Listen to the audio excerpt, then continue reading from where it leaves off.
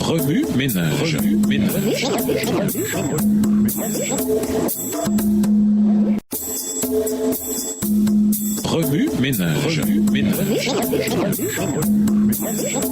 Bienvenue dans notre émission Remue ménage. Noir 108, le combat spirituel, première partie, la prière et les anges. Lisons le chapitre 10 du livre de Daniel. Daniel chapitre 10. La 3e année de Cyrus, roi de Perse, une parole fut révélée à Daniel, qu'on nommait Belchazzar. Cette parole qui est véritable annonce une grande calamité. Il fut attentif à cette parole et il eut l'intelligence de la vision. En ce temps-là, moi, Daniel, je fus 3 semaines dans le deuil. Je ne mangeai aucun mets délicat, il n'entra ni viande ni vin dans ma bouche. Et je ne moignis point jusqu'à ce que les 3 semaines fussent accomplies. Le 24e jour du 1er mois, j'étais au bord du grand fleuve qui est Hiddekel. Je levai les yeux, je regardai, et voici il y avait un homme vêtu de lin et ayant sur les reins une ceinture d'or d'Uphaz. Verset 6. Son corps était comme de chrysolite, son visage brillait comme l'éclair, ses yeux étaient comme des flammes de feu, ses bras et ses pieds ressemblaient à de l'airain poli, et le son de sa voix était comme le bruit d'une multitude. Moi, Daniel, je vis seul la vision, et les hommes qui étaient avec moi ne la virent point, mais ils furent saisis d'une grande frayeur, et ils prirent la fuite pour se cacher. Je restai seul, et je vis cette grande vision. Les forces me manquèrent, mon visage changea de couleur, et fut décomposé, et je perdis toute vigueur. J'entendis le son de ses paroles, et comme j'entendais le son de ses paroles, je tombai frappé d'étourdissement, la face contre terre. Et voici, une main me toucha, et secoua mes genoux et mes mains. Verset 11. Puis il me dit, Daniel, homme bien-aimé, sois attentif aux paroles que je vais te dire, et tiens-toi debout à la place où tu es, car je suis maintenant envoyé vers toi. Lorsqu'il m'eut ainsi parlé, je me tins debout en tremblant. Il me dit, Daniel, ne crains rien, car dès le premier jour où tu as eu à cœur de comprendre et de t'humilier devant ton Dieu, tes paroles ont été entendues, et c'est à cause de tes paroles que je viens. Le chef du royaume de Perse m'a résisté 21 jours, mais voici Michaël, l'un des principaux chefs,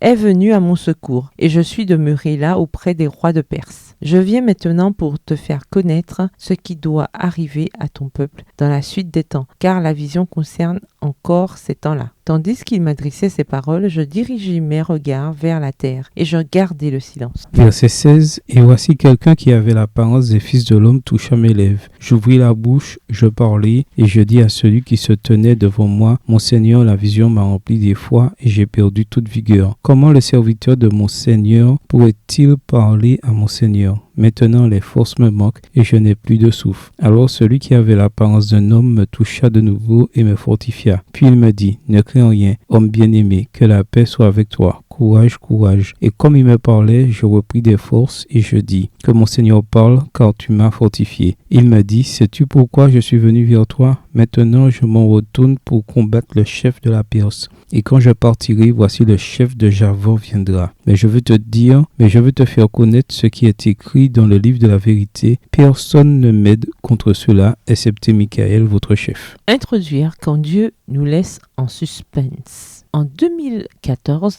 un pêcheur de la Baltique a trouvé une bouteille contenant un message vieux de 101 ans, mais parfaitement intact. Grâce à la carte postale qui se trouvait à l'intérieur, les chercheurs ont réussi à retrouver l'auteur, Richard Platz, qui n'était qu'un fils de boulanger âgé de 20 ans lorsqu'il a jeté la bouteille à la mer. Richard Platz était évidemment décédé. Cependant, ils ont retrouvé sa petite fille, Angela Erdmann, qui n'a jamais connu son grand-père. Ils lui ont remis la bouteille et son contenu. Bien que pratiquement illisible, le message à l'intérieur demandait à la personne qui le trouverait de le renvoyer à l'adresse du domicile de Richard Platz à Berlin. Il a fallu plus d'un siècle pour que la bouteille soit enfin livrée. Aujourd'hui, la technologie de la messagerie instantanée nous permet de communiquer avec des gens aux 4 coins du monde et même dans l'espace, presque instantanément. Avec une telle technologie, l'attente de réponse immédiate ou du moins très rapide est devenue la norme. C'est pourquoi ce peut être particulièrement frustrant lorsque l'expéditeur sait que le destinataire a lu ou ouvert un texte ou un courriel, mais qu'il n'y a pas encore répondu. Lorsque nous communiquons avec Dieu, soyons assurés que nos prières sont entendues au ciel dès qu'elles sont pensées ou exprimées. Nul besoin d'envoyer un message dans une bouteille en espérant qu'il parviendra à Dieu au cours du siècle prochain. En général, Dieu ne nous répond pas immédiatement par une voix audible ou un message texte. Parfois, sa réponse nous parvient par le biais de l'application d'un principe biblique dans notre réflexion et dans notre prise de décision. D'autres fois, elle peut venir par l'exaucement d'une prière spécifique et il arrive que l'absence de réponse soit la réponse. Les réponses de Dieu viennent en son temps et souvent de manière inattendue. Que l'attente soit courte ou longue, nous pouvons être sûrs que Dieu nous entend et qu'il nous répondra.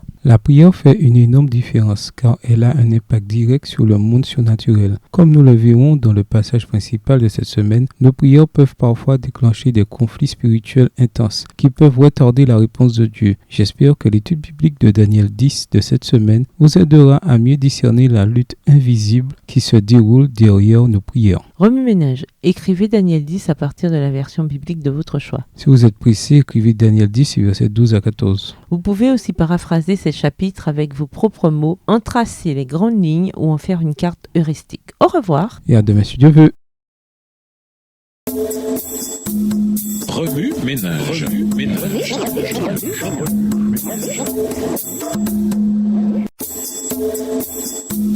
Remue-ménage.